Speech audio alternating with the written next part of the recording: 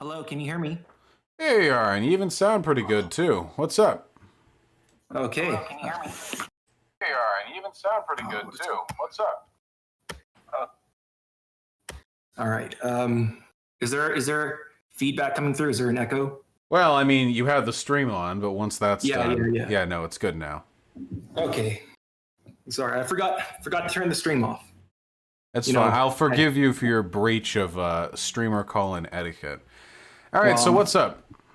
Very big on etiquette, but you wanted to debate, or I guess we both wanted to debate. Yeah, well, I was told by a mutual friend that you had a disagreement with me regarding Caleb Maupin. Yes. Yeah, hit me out. I don't know any of your positions. I can't criticize yours. Well, I think the reason I had gone on a tirade in your chat in your live stream last night was because I felt like you were very bad faith in your debate with Caleb, or at least you did not approach it in the best of faith. Very far from good faith. Sure. In what ways do you believe I acted in bad faith? I think the problem started when you basically did McCarthyism against Caleb, where you had implied that he was somehow disloyal or treasonous or anti-American because of his views questioning like the dominant mainstream American narratives. Yeah, so just to clarify, I wasn't calling him treasonous. I was saying that being anti-American was the extent of his ideology. I even clarified that by saying that I was also anti-American and that any reasonable socialist should probably also be anti-American, but these aren't ideologies. These are just, like, means of antagonism. So I wasn't trying to impugn him specifically for not liking America. It just felt like that's all he has. It's the only thing he believes in. I feel that way about a lot of tankies, honestly. Yeah. Well, I don't know if you're familiar with well, if you could say that he was anti-American and you meant it in good faith, and you don't know his position then, because he would reject the label of anti-Americanism. He would refer to himself as trying to push some sort of a socialist patriotism, or like socialism with American characteristics, or American socialism. That's I mean, of course he would, yeah, but he's like a dishonest little weasel. So I don't really care so much about what he says as what he actually does, which is... I don't agree with that. I disagree strongly with that. I know, but yeah, but he like shills for China. He works with Russia Today. He's gone on Iranian state media. Like, he seems to have an interest in bolstering the geopolitical power of countries that are geopolitically opposed to the United States. He's like a turncoat, right? Like, he's like a snake oil salesman. Like, he'll come here and he'll be like, we need socialism, you know, America wants socialism, but then he'll go back around to defending China, which is about as socialist as America is, and try to like prop up and bolster their, you know, geopolitical relevance. I guess it's like a pretty common tactic for demagogues. What is the point of you saying all this? Are you trying to prove that he's dishonest? Because I would say that you could hold those positions, well, maybe not all of them, but you could hold his positions without being dishonest. And I would say that he would also say the same thing about you. You're being dishonest. You're shilling for the CIA. You're shilling for U.S. imperialism. Well, anyone can say anything, but yeah, I would say he's dishonest. Right. In fact, just within the context of my debate with him, he frequently mischaracterized me so severely, I can only assume that his intent in doing so was to try and poison the well for his audience. So, like, for example, when he said I would have Nelson Mandela or Einstein punched, when he said that I wanted war with China, when he said that I was engaging in McCarthyism, when he said that I was a neocon, when he said that saying a person is a fascist is dog whistling to Antifa, almost everything out of that guy's mouth was so incredibly misrepresentative that it was basically just like flat out lying. I don't... Oh, shilling for the CIA too. That's another good one. That's definitely something I do. I defend the CIA. I think what happened in that debate then was that both of you assumed dishonesty on both of your parts. And then what happens is that because there's no mutual good faith, there's no mutual trust. No, I treated him in good faith. I didn't misrepresent his position a single time. I would say that you did when you misrepresented his criticisms of like U.S. foreign policy as being fundamentally anti-American. No, but you have to. I wasn't criticizing him for being anti-American. I was saying that's all he has. That's his ideology.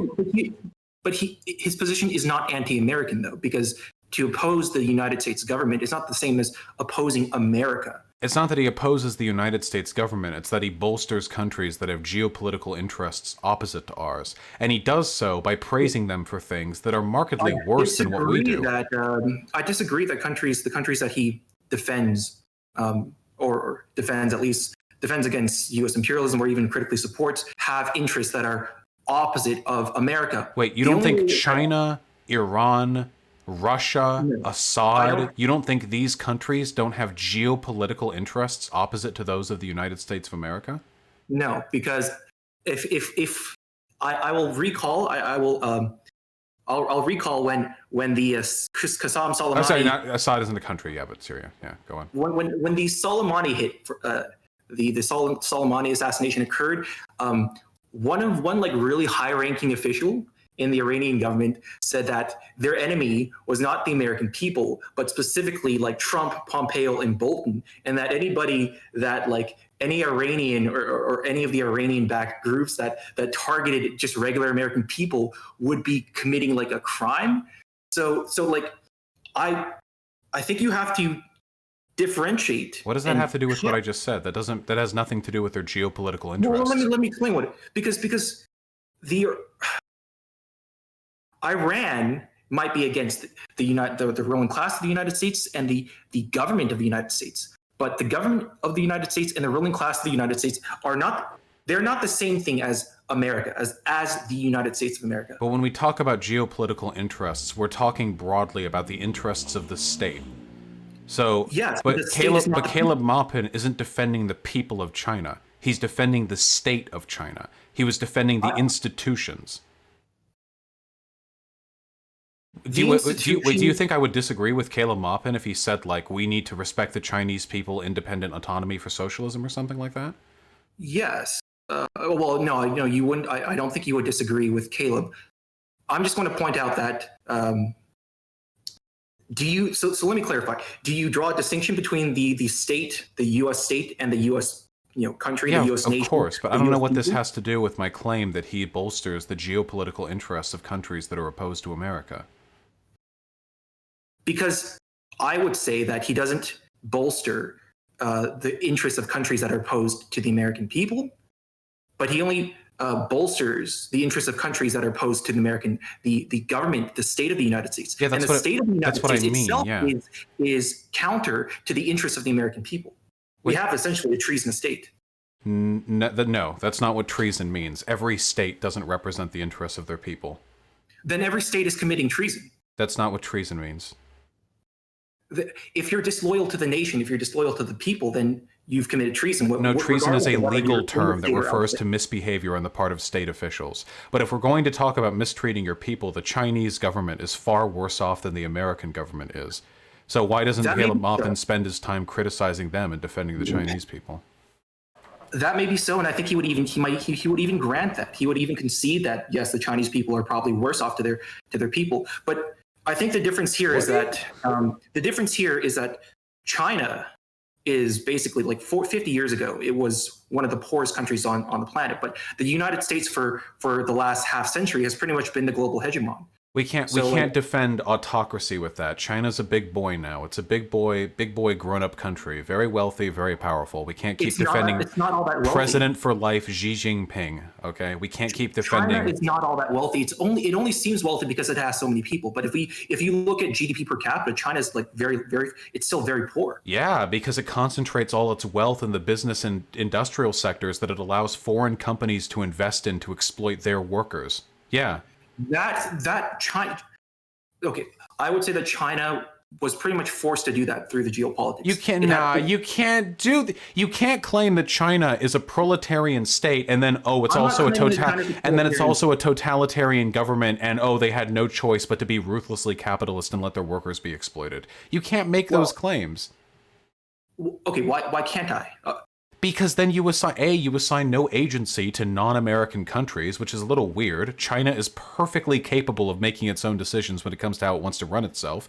And B, then nothing can ever be socialist, because as long as America exists, every other country will have an excuse to turn into an autocratic state capitalist hellhole with no criticism from tankies like Moppin, because every time they do something wrong, it's an inevitable consequence of American geopolitical hegemony. But anytime America does something wrong, it's due to the unique evil of global capitalism.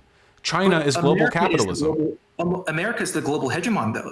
The other socialist states, including China, like, sure, China might be the second largest economy, but still, head to head, China is far weaker than okay, well, then why is Scandinavia, which is far weaker than China, not an autocratic single party state?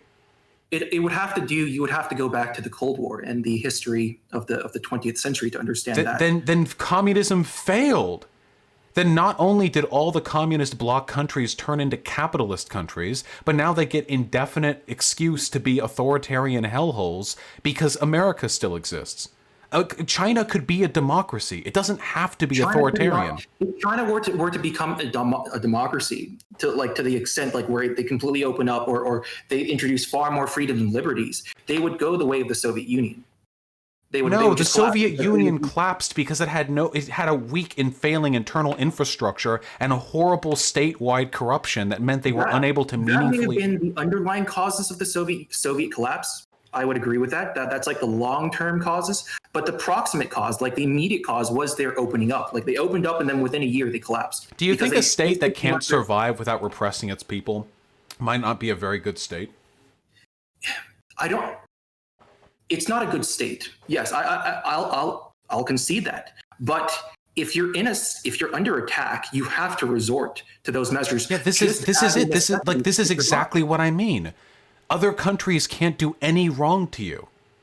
No, but that's what you're doing right now. Every bad thing another country does, even a country as powerful as China, I could see a defense for like Cuba being authoritarian. A tiny island nation, poor as shit, right on the coastline of America. I can hear arguments for that. China is a monolithic, incredibly powerful, rapidly growing, quickly industrializing superpower. Balance of power. You can't just look at China. Like China's very strong, yes. But you have to look at the balance of power between China, or like if let's just assume that China for this particular argument is socialist.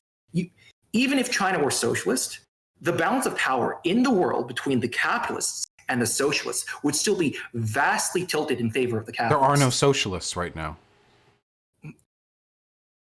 But just for the China isn't no. It's just capitalists and capitalists. China is one capitalist and America is another, and they're both horrible. China is capitalist. Let's just say China is capitalist. How do you explain the level of antagonism between the United States and China then? Because that's what firms do. They compete.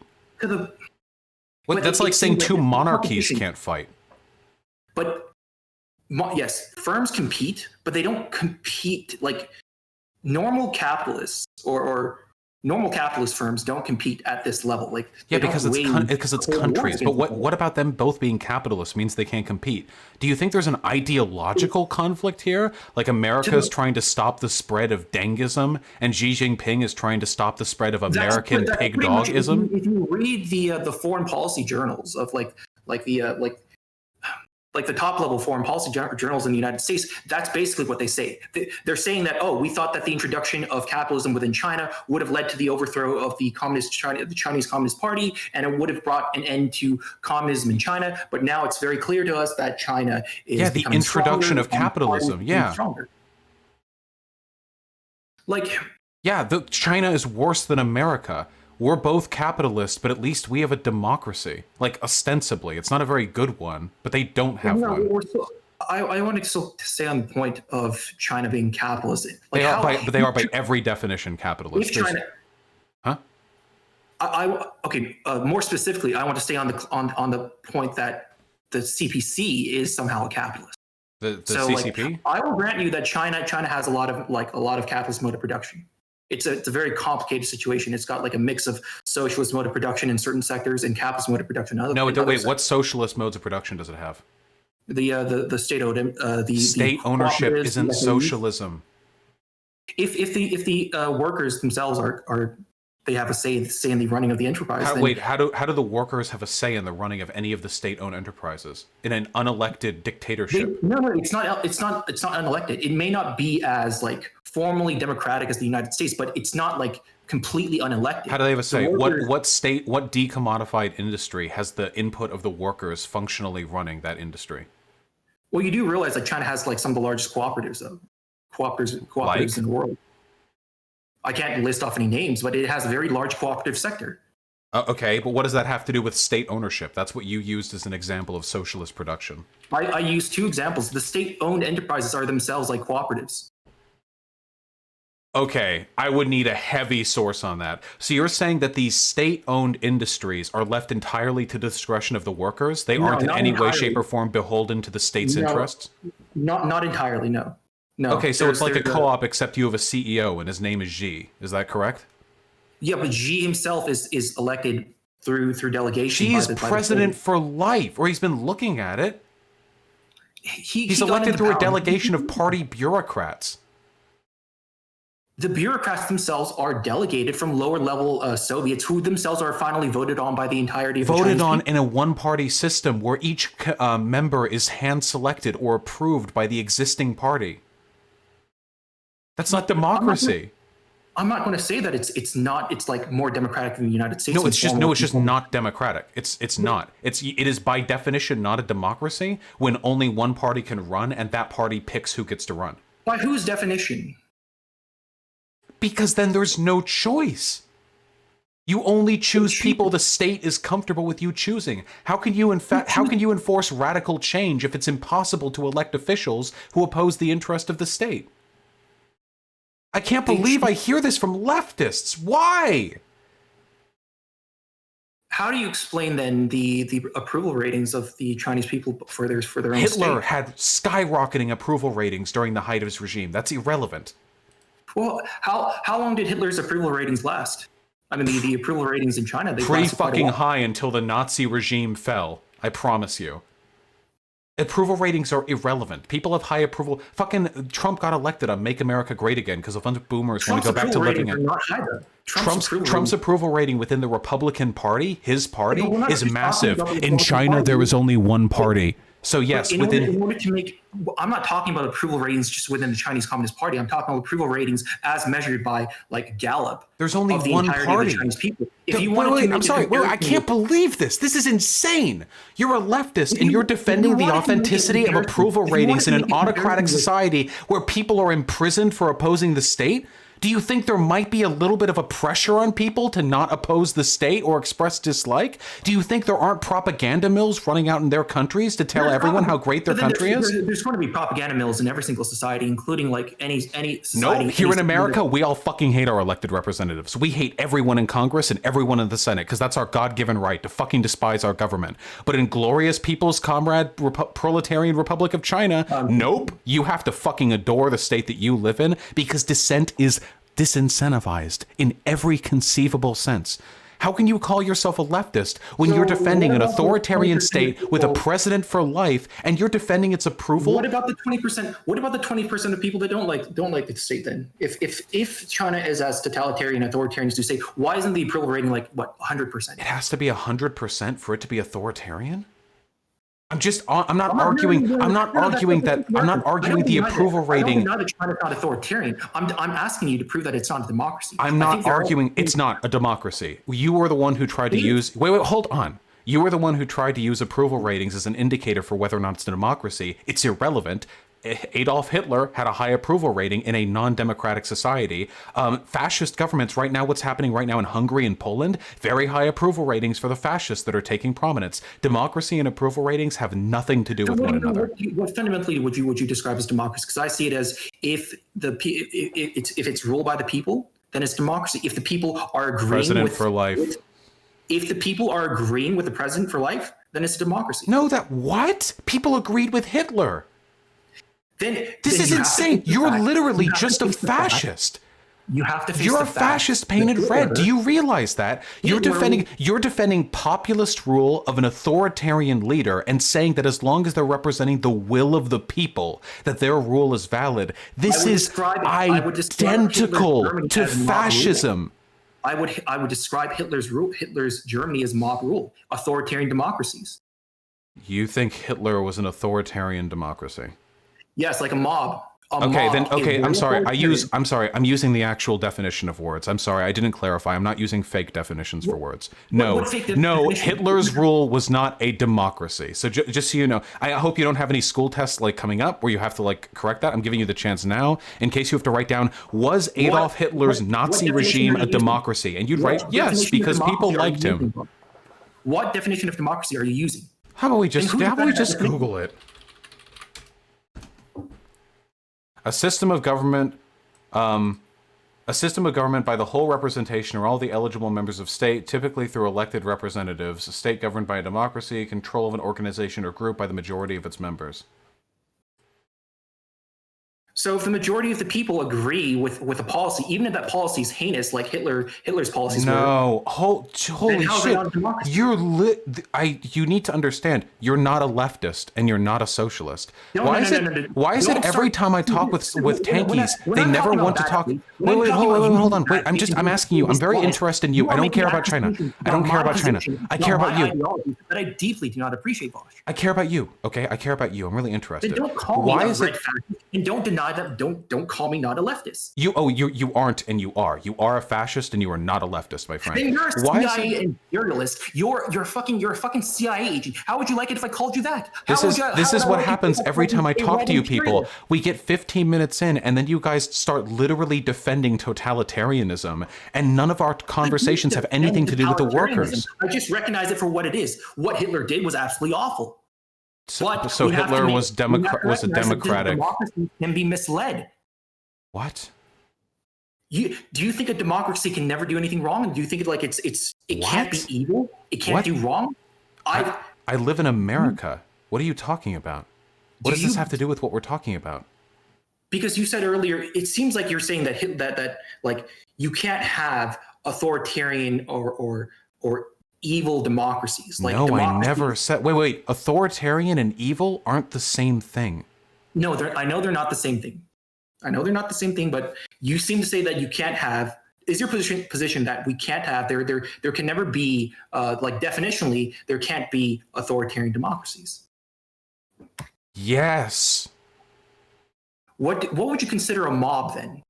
Like mob rule. Like if you go all the way back to Aristotle, like the discussions. I'm sorry. I can't discuss like half-baked political theory with somebody who's unironically arguing that Nazi Germany was a democracy. Okay, I can't do it. I can't follow you down that road, my dude. You sound? By the way, you're really bringing about the vanguard. I hope other Americans can hear this. Like socialists saying that Hitler was a democracy. I hope they're really going to be convinced by this one. Launching into attacks again.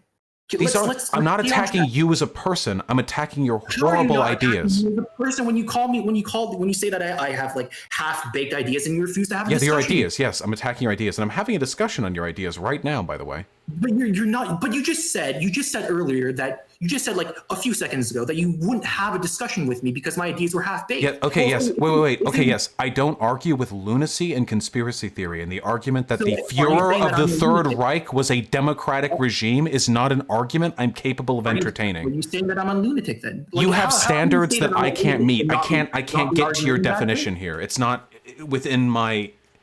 I can't get at it.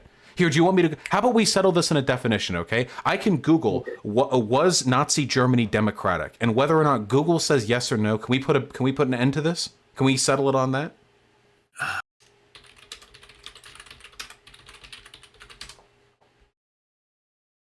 No. Okay. All right, fine. So then let's discard the term democracy because let's just say that a majority of the people agreed with what Hitler was doing. Can we agree on that? I guess, yeah. Maybe. I'm going to say maybe. I don't know that for a fact, but probably like a large majority of them eventually did, yeah. Because that was essentially what like the definition I was using for democracy. But we'll set aside that discussion. Do you believe that a majority of the people agree with what the central government of China is doing? A majority of Chinese people. Just judging by the approval rating, sure. Okay. That I don't care. So wow, so China meets the same threshold of legitimacy as Nazi Germany. because they both had high approval ratings. I think, We've really come a long way to defending China so far.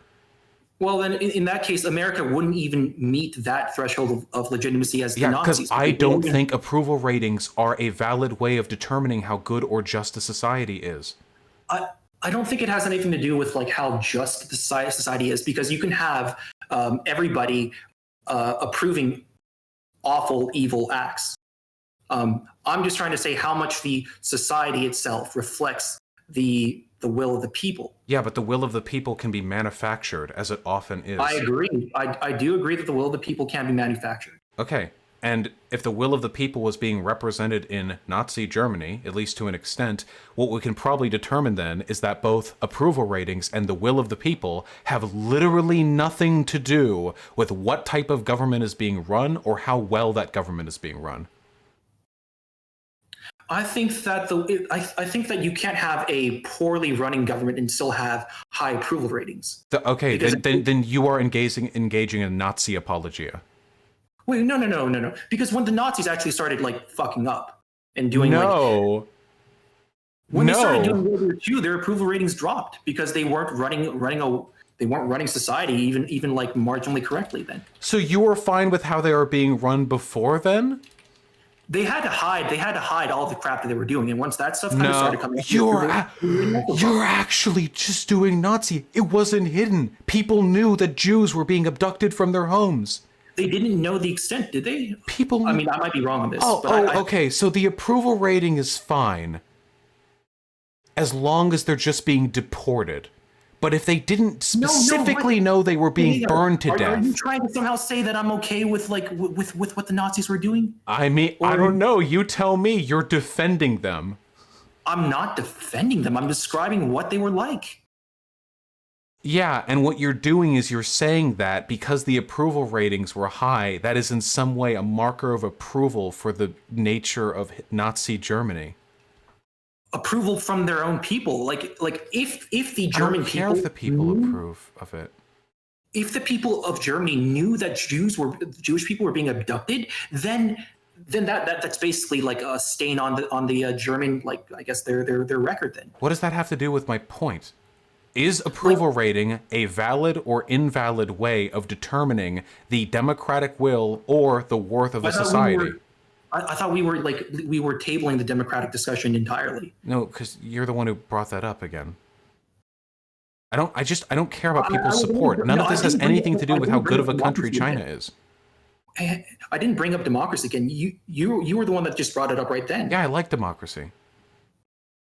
I thought we agreed to table the discussion on what democracy was. Why are we talking about Germany again? I thought you were just making the argument that because the approval rating was higher early on, that was an indicator that the Nazis were doing a good job running the government.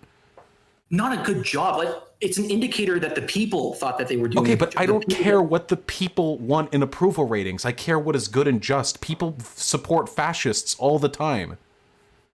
They support fascists so long as the fascists give them something like in compensation. No, all fascists need is the knowledge that their national unity is going to be restored. You don't need to provide anything for the average person to get them to want to vote for a fascist. I don't think it's that simple. Like you can't feed and you can't clothe people just on these feelings of national unity. You actually have to provide something. You literally can. Yeah, fascist uprisings are predicated on hate and xenophobia, not on fucking economic policy.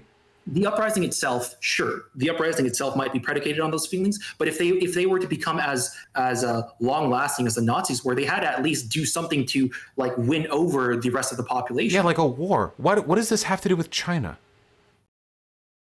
Well, honestly, like at this point, you were like basically accusing me of fascist apologia. So you still are. Yeah, 100%. Will of the people, approval ratings justifying a country, democracy doesn't matter. Hitler's Germany was democratic. Yeah, you still are. I don't care if 100% of the country agree on something. If that thing itself is wrong inherently, then it's still wrong. Then why did you use the approval rating of Xi Jinping as an argument in favor of the democratic nature of China? So if we're going all the way back to you want to back off that one? If we're going all the way back to the conversation like an hour ago or however long we've been having this conversation, I would say that the people of China approve of what she is doing. Okay. And as we've established, that doesn't matter. And matter for what?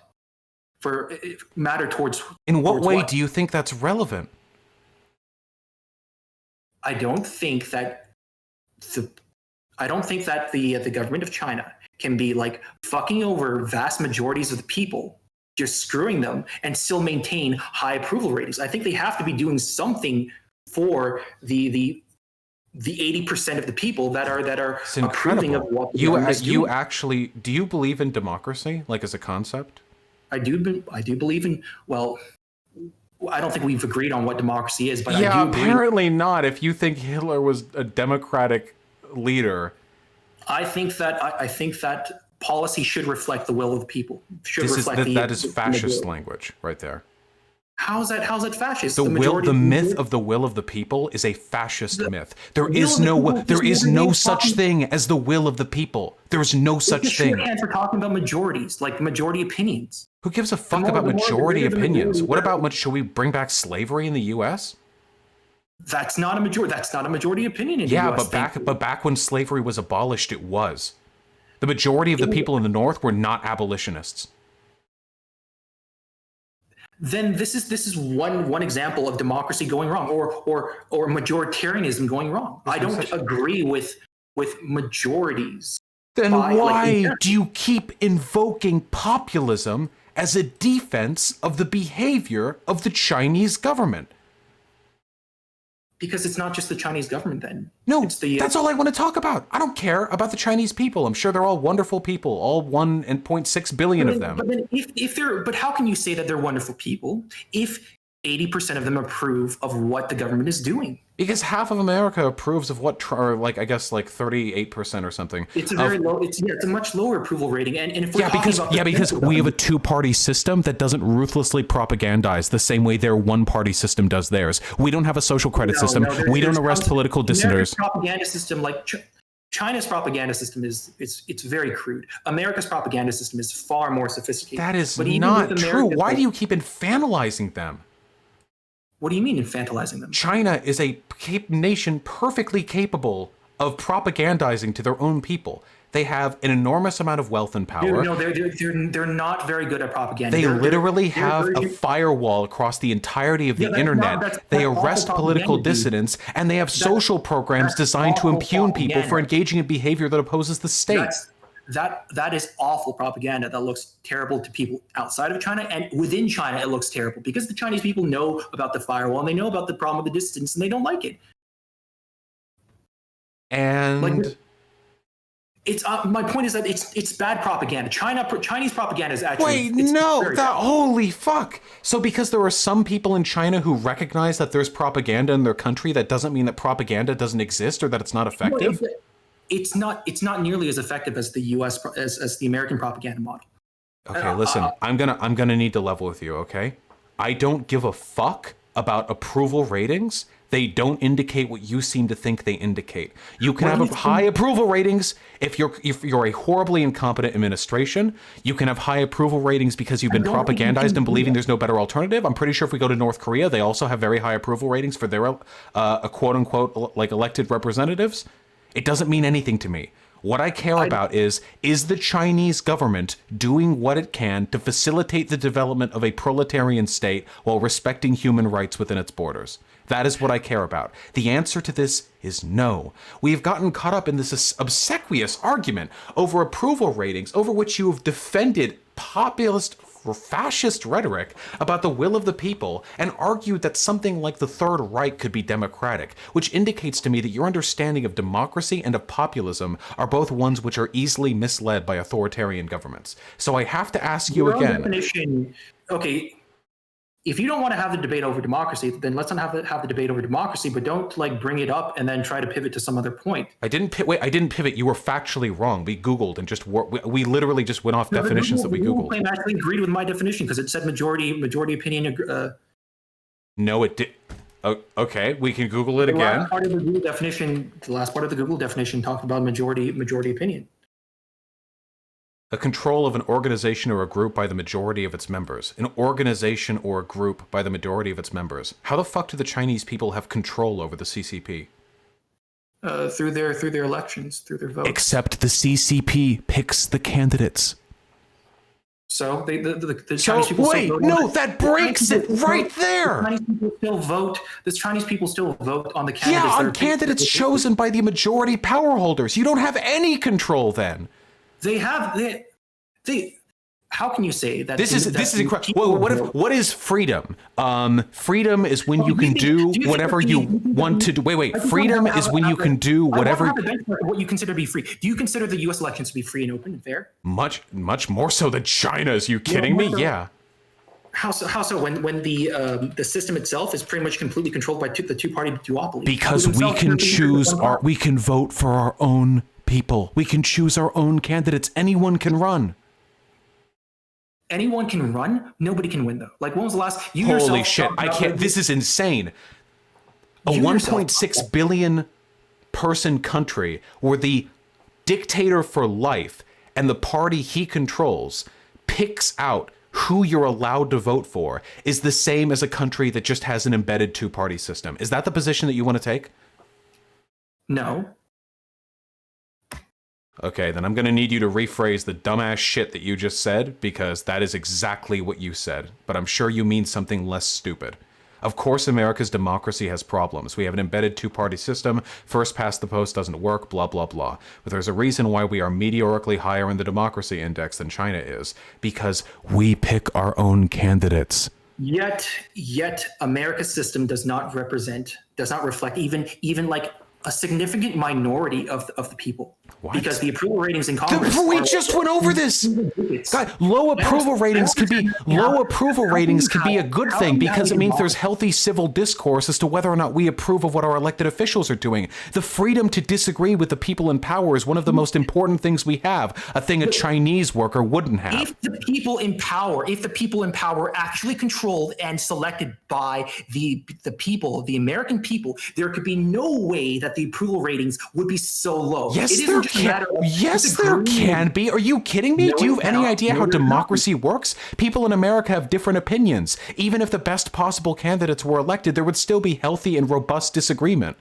You don't care about democracy. The idea of does the idea of citizens disagreeing with their state make you uncomfortable? Disagreement to the point where approval ratings are in the single digits, where disapproval ratings are astronomical. Yeah, great. Then they can elect them out next time. They can fucking vote them out next time. Yeah. But it's always like this. The approval ratings are always low in America. It's like you never get a president or a Congress that actually has high approval ratings. Good. That means people are free to engage in a civic discourse of healthy disagreement. It's not democratic, and the people don't control it. It's still democratic. Wait, I hope you realize low approval ratings. I know you don't know anything about political economy, but low approval ratings can be a sign of healthy discourse. Don't assume my own ignorance. Okay, I'm going to need you to tone it down a little bit. Right on stream. I'm going to need you to tone it down just a little bit, okay? You're going to tell me to tone it down when you're insulting me by talking about by assuming my own ignorance? Why don't you tone it down? Well, I think that I've actually treated you in pretty good faith, considering the fact that I'm literally talking to a fascist who just appropriates socialist rhetoric. I think you're treating me in quite bad faith. And I think you know you're treating me in quite bad faith. And I think you know you are being actively dishonest. Okay, so let's review the entirety of the conversation. We have come to agree that approval ratings are not necessarily an indication of how well the government is representing the people or how good the government is. You keep jumping to that. We have agreed that democracy is a valuable thing, but you've expanded the definition of democracy so far that it includes all authoritarian leaders who are approved of by the people, essentially meaning the only governments that haven't been democratic historically are the ones of kings and emperors who failed so badly to keep their people fed that they were overthrown by revolt. Everything else is democratic to you. And now when we're talking about the relative levels of democracy in China and America, in spite of the fact that China does not allow people to vote in their own elected officials, meaning that the party in power chooses who gets to be in power, which means that people don't actually have any choice in anything because you're only choosing from a pre-selected list of approved candidates, you're arguing that actually America's democracy is worse because it has lower approval ratings, which, as we already agreed, is not a representative of anything. So I would actually argue that you are the one engaging in bad faith. You understand that your arguments are indefensible, so you are running around in circles. We have been talking now for what must have been at least 40 minutes, and we have barely actually talked about anything regarding socialism in China. The most you were able to offer me is that there are co-ops that are actually beholden to the state power, which means they're not a co-op. It's not a co-op if you have a fucking CEO at the top of it who isn't elected. So like it. As always, you have utterly failed to substantiate. The CEO is literally elected through the election process in China. Oh, I'm sorry. Xi Jinping is elected. It may not have as many liberties it may not have as many formal liberties as the election process in the United States, but the Chinese Communist Party itself is a communist party who looks out for the interests of the working class. Yeah. This is what I hear from fascists. Yeah. Party lifted out 800 million people out of poverty. That's what I hear from capitalists and neolibs. The working class in China has quadrupled over the last decade. I hear this from neolibs. Yeah. And Latin America has had a massive increase in the number of working class people too. You're like a neolib, dude. Yeah, wow. Capital investment increases the wealth of a society. Holy shit. Actually has unions that it has like a labor movement. But you also want to say that China crushes independent unions and crushes independent labor. It literally does.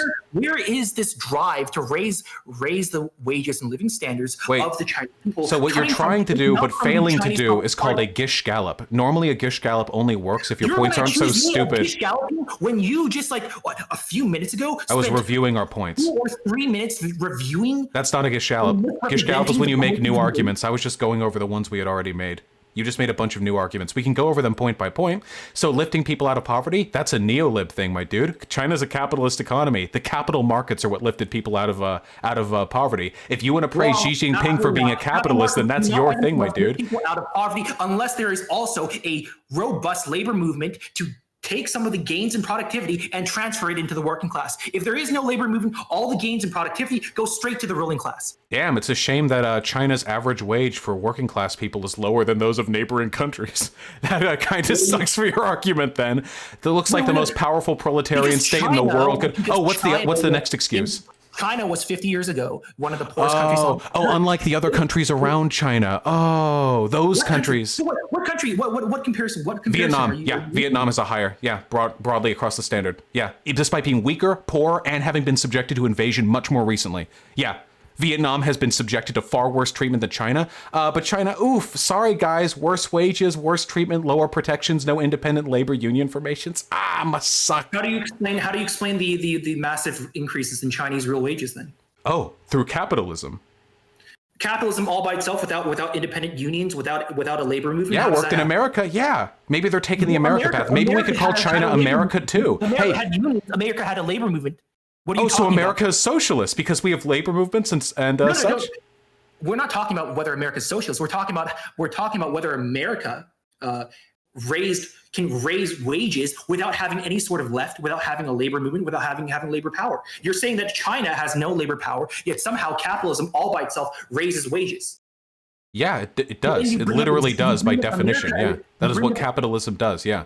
You know why? Bring up America as an example of capitalism all by itself. Because China is no longer the exploited nation. It's the exploiter nation. With what it's doing right now in Southeast Asia, Africa, and Latin America, China is on path to become the new United States of America. Can you prove that the value transfers between China, Southeast Asia, and Africa are unequal? Can you prove that? Oh, so you're actually okay with economic imperialism of capitalist countries? Can you prove that there's imperialism that China's doing? Going to foreign countries and investing in their capital markets so you can get your businesses up and running in foreign nations that you know have a lower average wage so you can take advantage of their lower labor standards? Holy shit, dude. I take it back. You're not a fascist. Hello. Welcome, brother. Welcome, fellow capitalist. Hello. How you doing?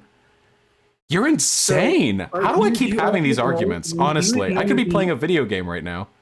Do you ignore the massive amounts of foreign aid that China gives to these countries that are industrializing? America gives out a fuck ton of foreign aid. Yeah. Socialist America. There's nothing you can say. How much foreign aid does America give to Africa versus how much it extracts? How much aid does it give to Africa versus how much does it extract in the form of profits? Oh, what relevance is this? You have to be able to do that calculation if you want to claim that China or America is being imperialist. Wait, so imperialism doesn't just mean economic investment to take advantage of the labor standards in that country. It also means if you also donate money, you no longer. Imperialism is a relation of exploitation between between one country and another. It is the relation and of modern neocolonialism is capital investment. Imperialism is the relation of exploitation between countries that also exists. It's the same relation that exists between countries as it exists between classes. Yeah, neocolonialism is capital market investment. They invest. That's what they do. You put money in so you can get money out. Also, foreign aid is a tool of imperialism. You put money in, you can get more money out than you put in. That's imperialism because it's exploitation. Yeah, that's why it's called an investment. Do you know what an investment means? You put in an amount of money now so you get more out later. Do you know what any of these terms mean? That's literally exploitation. That is what exploitation is. That's what they're doing. Exploitation. That's how you have exploitation, dude. That's the same process. I agree. Between capitalists and labor. Putting money in to get more money out of the worker. Yes, I agree. And capitalist China is doing that in countries that we haven't invested in substantially enough. They're doing better than us right now at capitalism. No, they're not doing. Yeah, they are. They're doing capital investments in growing labor markets. Dude, you clearly have no idea what you're talking about. Why are you wasting your time on this conversation? I haven't been assuming your own ignorance, despite the fact that you've been showing your massive fucking ignorance. So do not assume my ignorance. On what subject have I been ignorant? Pretty much every single fucking topic we've been discussing. This is theory, history, politics, economics. I feel like Tankie's. What specific points? What specifically did I get wrong? You want to project and claim ignorance on me. What specifically did I get wrong? Give me a specific point that I was factually incorrect on. Your claim that China is imperialist, but despite the fact. Wait, hold on. So do you recognize that imperialism means in large part extracting resources? Not in large part. We're not talking about in large part. We're talking about the definition of imperialism. Yeah, that's what I'm saying. Wait, hold on. I know you're really angry, but you have to let me finish the question before you can answer it incorrectly. So when you're an imperialist country, you're going to criticize me for being angry when you then dishonestly say that I'm going to answer it incorrectly? Yes. Well, you will. Do you want to prove me wrong? No, I have no interest in proving you wrong when you're being dishonest. When you make such a dishonest and bad faith claim. So do you acquiesce to the fact that your answer would have been factually incorrect? So you hear the tone in that voice. You know you're being dishonest. Wait. Just to clarify, because I don't want there to be any misunderstanding. I'm not being dishonest. You're just stupid and it's funny. But if you want, we can go over these more carefully. We can go over everything because you're wrong on everything. Notice how we backed off China broadly because you were wrong on everything you had to say there. You are gaslighting at this moment. So let's go back all the way to China. Let's not leave China until we come to a conclusion. Because you seem to want to misrepresent the narrative of this entire discussion because you are a dishonest, lying, points, not grandstanding arguments. What's the argument? You're going to talk about grandstanding when you make criticisms about my character. Yeah, because you're fucking stupid and you give socialists a bad name. Stop. Your bad faith, lying criticisms of my character. Then you want to return to the arguments. Why can't you ever stay still, dude? Why do you keep on pivoting? What argument do you want to get to? If we want to have my fans go over the VOD after this, they'll find every change in topic has been on account of you. Every single one of them. And I think that if we went back over the topic, they'll find that every single change in topic has been on you. Oh, well, I mean, I guess they're biased because they're my fans, but we can have them go over it. I mean, I don't know. All right, and I can also go over the VODs, the chat logs, and we can see who's been changing the topics. Okay, so just so you know, the reason why I don't need to change topics is because I know I'm right, so I can stick to any one of them. But if you want to be more specific, to finish this point, imperialism is the extraction of wealth and resources from I guess you could say, colonized land. That is what China is doing. Neo-colonialism, or neo-imperialism, is investment through capital markets, which is what China is doing. They aren't just giving money to Africa, they're setting up business deals. Trade is all trade imperialism. Yes. Are you a socialist? Between a massively powerful value. Yeah. Even where China gives $50 billion to Africa in terms of value, and Africa gives $50 billion in terms of value to China, where the trade. That's what an investment is. That's what an investment is. Yeah, it'll grow with time. And trade is, the number one weapon of imperialism. How do you think America's been doing it? Equal trade, fair trade is imperialism. Do you know what an investment means? They only started investing in Africa. China gave $10 billion to Africa, but then what if China gave $10 billion to Africa, but then Africa gave $5 billion? Nobody's giving money. What do you think trade is? I'm not talking about giving. I'm talking about the flow of value from one country to another. I'm not talking about giving in the sense of it's free aid or mutual aid or something like that. It's not charity. Let's just say a transfer of value. Value as in the Marxist sense. Okay, and that has nothing to do with whether or not it's imperialist. It has everything to do with whether or not it's imperialist. You don't know what imperialism means. Can we move to a topic you're more familiar with? I can't believe I'm listening to a socialist say that investment in trade markets isn't a form of colonialism. We are on the discussion of imperialism until one of us concedes, not when you try to project and pretend like I don't know what I'm talking about. Because you don't know, because you... How am I the one who gets accused of not knowing anything about theory, and now I'm arguing with you and you're like, well, as long as the trade is equal, a massive geopolitical power investing in developing nations isn't a form of imperialism? Bro, that's how America's been doing it for a century. Vosh, why did you try to move the discussion then? Why did you try to move the discussion? Wait, when did I move the discussion? When I asked you if you'd rather move on because you don't know what you're talking about? Okay, so let me rewind to what you just said a few seconds ago. You said, let's move on to another topic because you clearly don't know what you're talking about this topic. So let's move on to another topic where you know what you're talking about. What were you trying to do? I'm just waiting to hear an actual argument from you because it's painfully obvious that you've just consumed a fuck ton of propaganda from like white boy socialist daddies here in the West and that you've no idea what any of these things are or mean. It's actually crazy to me. If you wanted me to make an argument, I was in the middle of making an argument, and then you interrupted me by saying, "Let's move the conversation to a topic that you know of." Can I ask you a yes or no question? No, we're not moving the discussion. It's not moving it. I'm actually trying to just finish this one so we can go back to whatever next stupid thing we're going to argue about, okay? Can I just ask you a yes or no question? It's not... No, you can't ask me a yes or no question. You can't stop me, motherfucker. This is a democracy. This is America. If we were in China, maybe you say I couldn't, but here in America... You're not interested in having a discussion, Vosh. You just want to control and dominate the discourse. Here's the question, okay? You're not interested in having a discussion. Can trade be... You interrupt me. Can trade be a form of imperialism? Yes, trade can be exploitation and thus imperialism. Okay. Especially...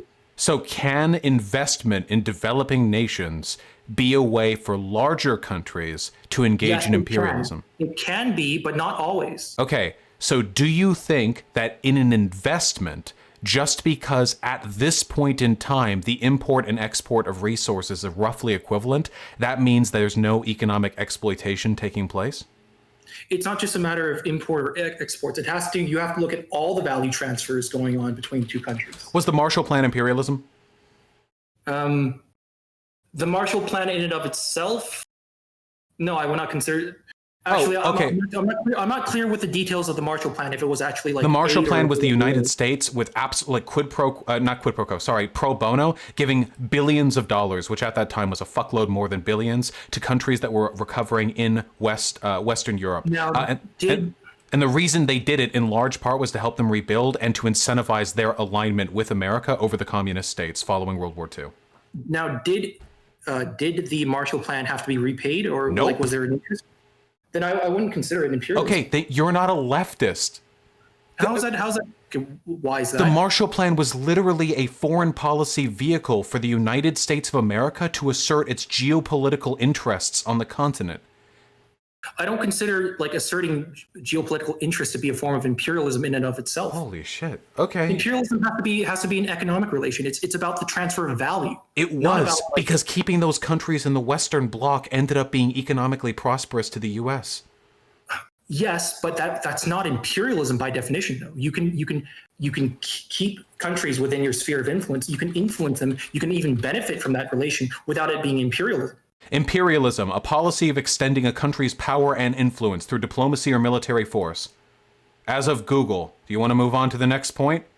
I'm not using that. Oh, I know you're not using the actual definition, buddy, but I actually do use the real definition. So we're gonna have to use this one if we want to have a conversation. Okay, why is Google the real definition? What can provide me a source that extends your definition, where it's only economic and it only takes place if there isn't an equitable transfer of resources? Give me a definition right now. Any source. Oh, wait, can you repeat what you just said? Your definition of imperialism is one that is only economic from a dominant to a lesser power, and it only takes place if the dominant power is extracting more wealth than they're putting into that country. Give me a definition of imperialism that includes only that and nothing else, because that is the definition you're using. Any definition. I'll even take a YouTube video so I can know what brain-dead troglodyte fed you this trash. Vladimir Lenin, imperialism, the highest stage of Give me a capitalism. passage. I don't have the passage on hand.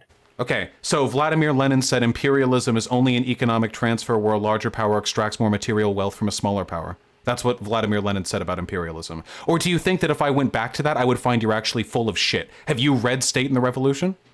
Not State and the Revolution. It's Imperialism, Highest Stage of Capitalism. Okay. Lenin would have called what I am describing imperialism. No, because what you described was just simply a transfer of power. Like, I can't believe I get called theory ignorant by these people. I can't believe it. I can't do this. I can't believe it. These are the people who go online and tell me that I don't read theory. Are you done? It's just insane to me. Are you done? Because Lenin explicitly talks about imperialism being financial markets and investments, not the transfer of, not solely like the transfer of power, which what your Google definition is, what your Wikipedia definition gave, would be just simply like if one country exerts power on another country. So in the highest stage of capitalism, Lenin describes the function of financial capital in generating profits from imperialist colonialism as the final stage of capitalist development to ensure greater profits. So he doesn't mention anything about there being an unequitable transfer of resources, only that investment through capital is being done to further financial interests. When Lenin uses capital, do you know what he means by capital? I know what capital means. Do you know what can you give in me the Marxist sense, wealth that is used to replicate the production of the means of production? It's money making. It's wealth creating more wealth. It's I just said that, except in more Marxist terminology. But yeah. No, it's money making more money. It's M to M. It's not money making more money. If you spend $5 on a lottery ticket and you make back 2,000, that's not capital. It's money or it's capital that you can reinvest into the production of means production.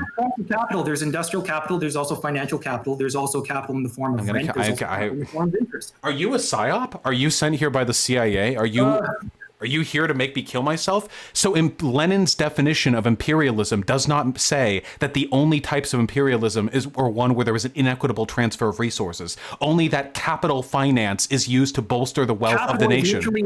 Capital, by definition, is an unequal transfer of resources. No, it's not. That's not what capital means. Find me a definition of capital that has the word unequal in it at any point. Find me any definition from any source, any book, any YouTube video. You can scrawl it in shit on a napkin, and I will take that as a source. One of Das Kapital. Find me the quote. You're wrong. You were just wrong about Lenin. You're wrong about everything. I'm not fucking quote lining with you. Have you heard of the term circuit of capital? Have you read Capital? I've read Capital. Have you read Capital? Of course I haven't read Capital. Are you fucking crazing me? Are you kidding me? You haven't read Capital.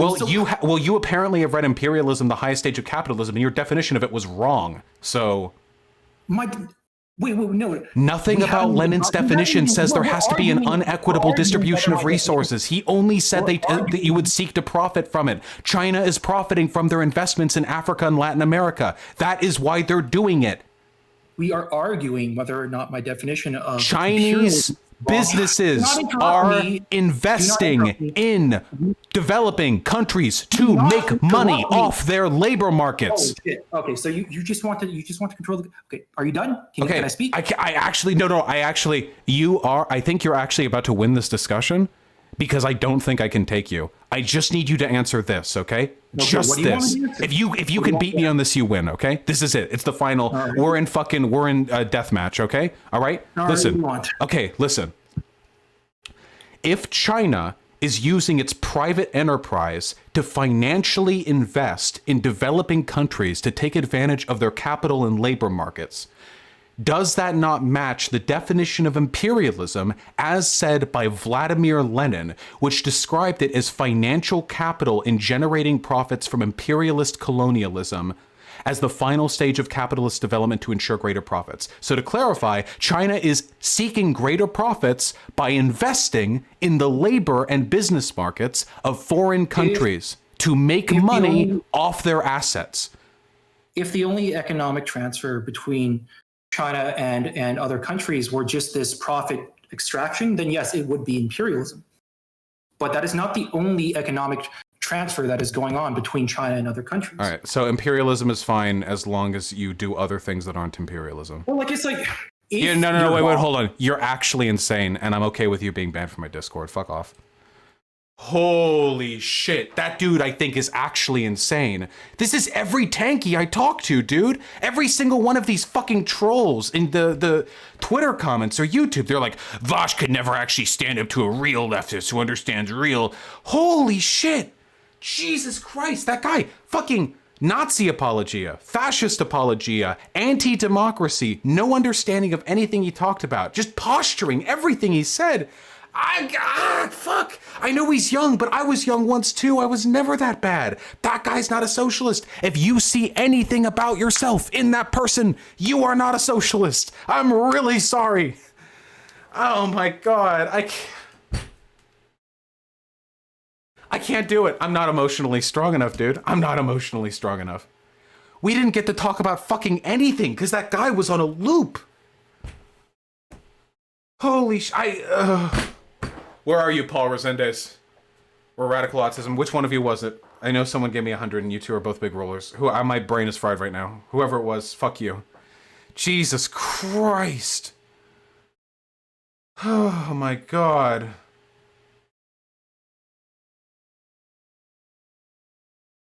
Could you elaborate on how foreign investment is imperialism? Yeah, it's really easy. This is how America has been doing it for a century now. The days of just invading like colonies is gone now. This isn't the fucking 1800s. Modern neocolonialism is massive countries investing in the capital markets of developing countries, using things like the IMF and the World Bank to try and streamline their political and economic systems in a way that maximize our profits, to keep their wages low, to keep their labor rights low, so we can do everything we can to profit off it. This is basic 101 stuff. This is not hardcore leftist theory. This is extremely simple. Like this is like baseline definition. This is like high school. But I can't. And these are the people. These are the people who say that I don't know shit about theory. I take it all back. Are you ready? We're doing a change in the fucking paradigm right now, okay? Are you fucking ready for it? Are you fucking ready for it? Okay? I have actually read all theory. Spread the word. I have read all theory, okay? So now these dumb fucking lunatic piece of shit LARPer Tankie troglodytes can continue to impugn me for not having read theory that I know for a fact that they haven't read either, okay? That's it. I've read every theory. All theory by everyone, okay? All theory. Say that from now on, when people are like, well, Vosh doesn't read theory. No, that's not the story anymore. I have read all theory, okay? So now when these motherfuckers come in here and they're like, well, Marx said capital is only capital when it's uneven. Lenin said imperialism is only when there's you don't do things that aren't imperialism. Then I can just say like, nope, I've read it. I've read that exact book. That's the new story, okay? I'm going to kill myself.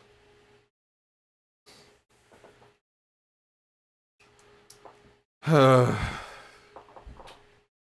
of curiosity, what would it look like if China was actually trying to improve Africa? That's the thing. China's a capitalist country. The only way it's going to try and invest in Africa is by having private businesses invest there to try and profit off their capital markets. That's the extent to which capitalist countries can improve other countries. That's what we do. That's what happens. You know? If China was actually a socialist country, then they could like put money into like labor unions or politically support like the leftist class. Holy shit, Default just messaged me. If you want to restart the conversation and try not to be such a dishonest, bad faith actor, I'm ready whenever you are. Oh, I get baited so easily, but I know exactly what would happen. Okay. Okay, we're gonna cap it off. We're gonna cap it off. Okay, we're gonna cap it off. Was it worth $100? That was not worth $100. Okay. I would really appreciate it if you didn't just insult me.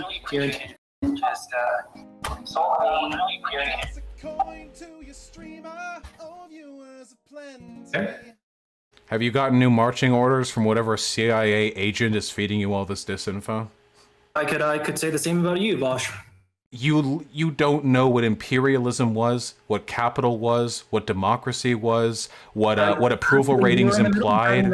We were in the middle of having that discussion over. Listen. You have to understand, okay? my ability to engage in a discussion relies on a shared presumption of basic terminology. If your definitions are factually wrong and you won't move over on them, there's nothing I can do to have a conversation on that issue specifically. It seems like when I heard you give your little rundown of what of the debate after you disconnected, it sounds like we share pretty similar definitions. I can't go over it again. You don't know what imperialism is. I do know what imperialism is.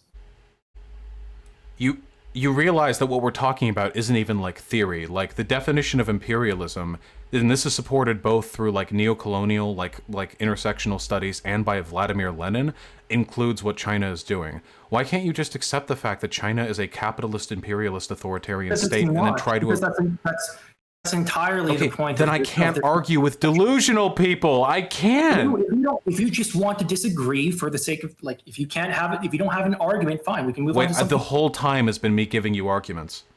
And the whole time it's been me addressing those arguments. Dude, are you really that delusional? How old are you? You start accusing me of delusion. How old are you? I said earlier. How old are you? If you would want to, how old are you? You would continue this conversation without being a dishonest, bad faith actor, but then here you are accusing me of delusion. How old are you? I haven't been accusing you of any sort of flaws or vices unless you accuse me. Yeah, it speaks pretty poorly of you. Okay, how old are you? No, because it doesn't speak poorly of me. It speaks pretty well of me. I don't want to go out of the way to bring the conversation down to the gutter. I want to keep the conversation at a level where we can actually have... Okay, do you realize you're doing liberal civility politics right now, right? Being confidently, calmly wrong is much worse than being frustratedly correct. But you're not... I don't think you're even correct, and you're just being frustrated. I think your frustration is a cover for your own lack of knowledge. On what specific issue am I factually wrong? Also, how old are you? I would say every single issue we've been discussing. Okay, can I...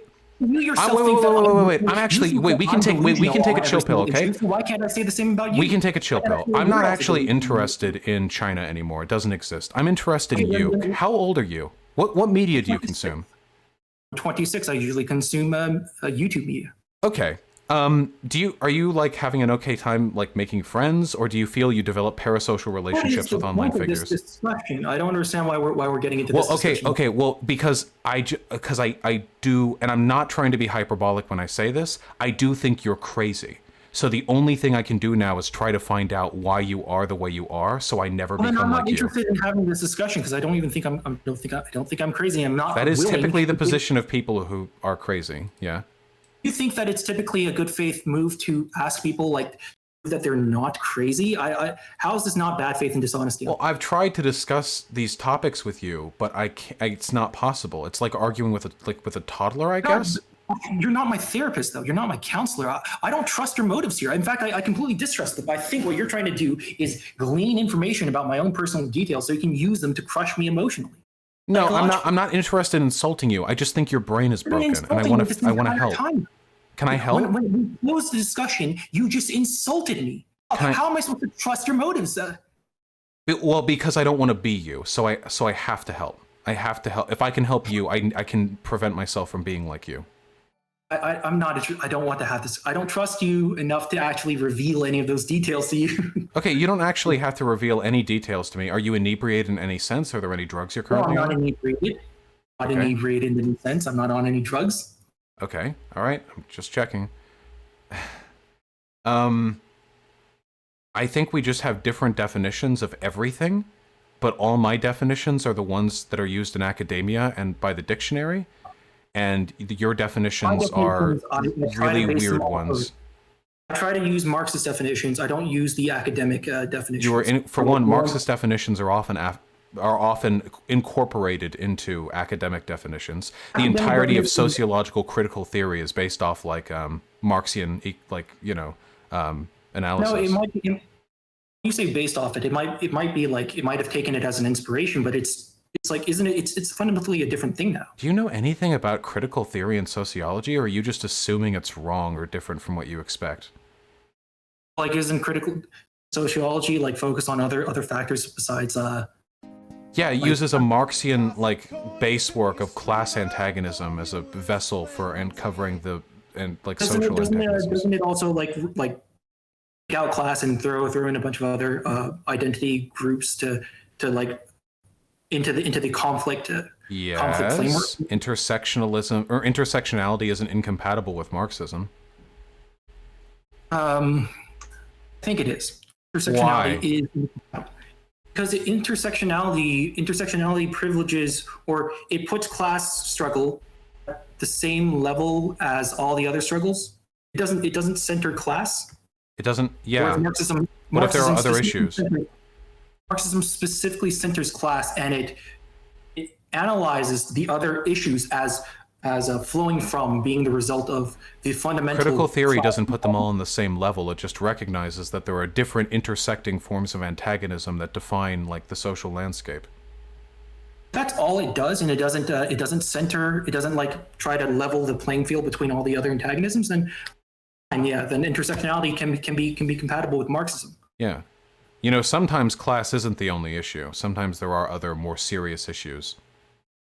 I would say that class is the fundamental issue that's underlying even the more serious, urgent issues. What about transgender people? What specifically about them? I would say like if you're talking about all the discrimination they feel. Yeah, that they face. Their treatment in society doesn't have anything to do with class. It's not like on the face class, but it's born out of the need by alienated workers to like somebody to basically wait, I'm sorry. So trans people are born out of alienation from the workplace? No. The discrimination against trans people. Why? What evidence do you have that it's born out of alienation from the workplace? Not saying that trans people are like. I'm saying that the people that are discriminating against trans people, because of the alienation they feel. Why does alienation from the workplace lead them to being transphobic? It doesn't have to lead them to being transphobic. They could take it out on any minority group. It could. But rich people are also transphobic. Rich people, members of the bourgeois have an interest of dividing the working class against each other. Between cis and trans people, that doesn't really bear out any material reality. And I'm not just saying bourgeois people. I'm saying just wealthy people in general. In order for you to become a member of the bourgeois, if you're talking about like wealthy people in general, just like a millionaire or like a somebody that's making six figures. Somebody who's not in the working class. If you're talking about that, those people, then I would say they would be part of the middle class, and their class interests would be split between both the wealthy and between the ruling class and the working class. Wait, why? But you have no evidence that wealth has anything to do with transphobia, like at all. It seems transphobia seems to be born about like pretty broadly across the social demographic. I'm not making the claim that wealth itself relates to transphobia in any way. I'm talking about class struggle. The class nature of society. So it's not wealth. Because in order to maintain a class society, the ruling class has to keep the working class divided amongst itself. And the best ways to do that is basically to use like all these different identity groups, race, religion, your sexuality. So it divided them between cisgender and transgender people, even though that people didn't even know transgender people existed until like 20 years ago, basically. Then like all of a sudden, like the mechanisms of capital came about to project this transphobia, because transphobia has existed for ages, but trans people haven't really socially been represented up until recently, which means that it's very unlikely that the antagonism trans and gender nonconforming people have experienced is like the product of economic antagonism. What you're doing right now is called class reductionism, and it's wrong. It's possible for bigotry to exist outside the context of class antagonism. Not systemic bigotry, though. Individual people can be bigoted. But systemic bigotry, yes. I don't think systemic bigotry can exist outside. What about bigotry against short guys? What about that bigotry? Well, is that also a product of class struggle? Right. Yeah, I would say so too. Every single form of bigotry is there is no academic lens through which this can be justified. You can't. I like how at the beginning of this you were like, "Well, the workers are transphobic because they're alienated from the workplace," and then you were like, "Well, also the bourgeois are transphobic because they're trying to make other people alienated." Like, there are forms of antagonism that exist outside class struggle. Even the USSR. You know what Stalin did with the gay people? Yes. Yeah. Was that class struggle? The USSR was still engaged in class struggle with the imperialist capitalist encirclement. Wait, so Stalin, after Lenin was dead, sent gay people to the gulags, and this relates to capitalism how? Because capitalism in the world still existed. There was still class society in the world, and the USSR had to. Dude, you're like a simp. Are you kidding me? Is this a meme? Are you a troll? Capitalism existed somewhere else in the world, so we had to gulag the gays? Jesus Christ. You've been wait. This is why you're more interesting to me than your arguments. Your arguments are insane, but your brain is broken in a very weird way. You are literally incapable of processing information outside of the propaganda that's been given to you. I don't think intersectionality itself is propaganda to you. What? Do you trust the intersectionality coming from the academic institutions? Wait, who runs the academic institutions? Is it the Jews? The bourgeois capitalists, the capitalist class. So all education is actually propaganda? Dude, I've argued with a lot of Nazis who go down this road too. Where does academia get its money from? Bourgeois class, from the class. Well, usually from the state, actually. And who does the state serve? Yeah. So wait. So all education is. So all education is. Who does the state serve in capitalism? How? So wait. Just say it. All education is. Huh? Which class does the state serve in capitalism? Wait. I'm just wait. You don't need to do this like fake, like I know how America and capitalism works. So say it. Do you think all education is what? Invalid? Biased? Biased, yes, biased. There's a class bias to all education. None of it means anything to you if there's a class bias. You can be biased, but still provide. Then how do you know intersectionality isn't providing valid critique here? I do think intersectionality provides some valid critique, but I think fundamentally, it's like the fundamental claim that you can privilege other struggles to the same degree that you privilege class struggles. Nobody says to the same. Nobody is saying to the same degree. Nobody has said that. You have said that, so I guess you've done that, but nobody believes that. If you then the claim that you can have systemic bigotry outside of class, class struggle. The two things you just said are unrelated. I also disagree with that. Okay, then you're not intersectionalist, and you're wrong from an intersectional perspective. I'm not intersectionalist. Yeah, I know. You're a class reductionist. You think that Stalin had to gulag the gays because capitalism existed somewhere in the world? You know how insane that is? Your argument was that you had to spread dissent amongst the working class to keep the working class from revolting against the bourgeois. But Stalin, there was no proletariat class in Soviet Russia when Stalin did that. So what? He was trying to appease the foreign bourgeois? Like he was thinking like, oh man, if all the Soviet citizens get out one day, we have to make sure that they're divided amongst sexuality lines. The Soviet Union, the people, the peasants were extremely reactionary because of millennia of class struggle. It's class struggle. Couldn't be anything else. How do you know it was class struggle? Also, we're talking about Stalin right now. How do I know what was class struggle? There are bigotry. How do I know if the bigotry of the Soviet people, like their homophobia, was due to class struggle? Yes. Because Soviet Russia was hugely reactionary, even for people who were born after the revolution and spent their entire lives in the Soviet Union. They were still reactionary. Right. Because they couldn't spend their resources on combating that reactionary feelings among the people when they had to spend all their resources on trying to keep their country alive. You're incredible. The mental gymnastics. There's no logical leap that you won't take. You'll adopt anything. You had never thought about that in your life before, but you just paused so you could quickly think of a way out of having to admit you were wrong. That's insane. It's fitting that you're anti-intellectual. You're like a toxic. Can you address the logical leap then? The logical leap? Yeah, your argument is that for no reason whatsoever, all forms of non-class antagonism are actually a part of class antagonism, and the fact that people who didn't live in capitalism engaged in that non-class antagonism is immaterial because of some other unrelated reasons. The Soviet Union was still within a capitalist world. It didn't just like... So there's no way your theories are non-falsifiable. You're like a religious person. Theories are falsifiable if the entire world were to become communist. That's non-falsifiable. If the only way your theories could be falsified is in a hypothetical world neither of us will live to see, that's like saying like, my belief in God isn't non-falsifiable. If God showed up and told me he didn't exist, then I would stop believing in him. Pessimist as you clearly are about the prospects of a world revolution. Yeah, no shit. But you're not.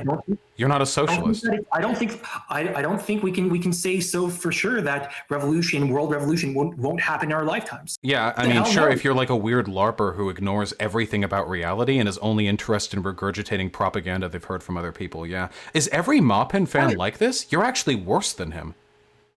Wait, why are you against having a sense of holding out the possibility? You are like definitively being just pessimistic. It's not a matter of pessimism. It's a matter of recognizing priorities and the best way to move forward.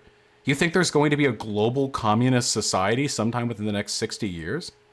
Possibly. I'm not going to say there is. I'm not going to say there isn't. Okay. I just say it's possible. Sure. Well, anyway, I don't really do like religious debates on my channel, so I don't really know if I can continue this conversation with you. You're good though. You might replace Maupin one day. If it's like a contest to find the most like brain dead anti-socialist troglodyte, then I think we were actually having a discussion. And we haven't discussed anything. We haven't discussed a single thing. You're impossible to talk to. We were discussing intersectionality. No, we weren't. We were discussing your non-falsifiable belief that all forms of bigotry stem from class prejudice. It is falsifiable though. How? How could I falsify your claim? You really want to falsify my claim? Yeah, how could I falsify your claim? Help build world communism. Yeah, okay, yeah, that's exactly what I thought. Do you have any final words? I'm just saying, like, if you don't want to build... Choke on my dick. I can't believe I went back for that. I'm going to kill myself for real this time, except only after I play some more Alien Isolation. Holy shit. Oh my god. Who? Oh god. Oh god, holy shit. I need to fucking bill that guy.